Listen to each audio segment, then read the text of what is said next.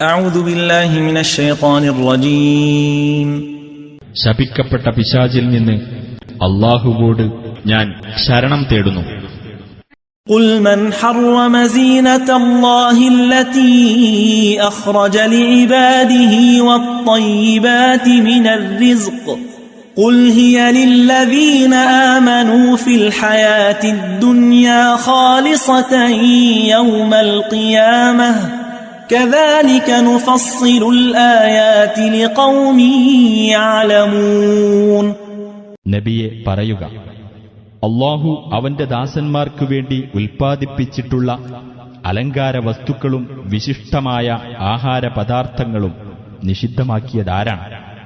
പറയുക, അവ ഐഹിക ജീവിതത്തിൽ സത്യവിശ്വാസികൾക്ക് അവകാശപ്പെട്ടതാണ്.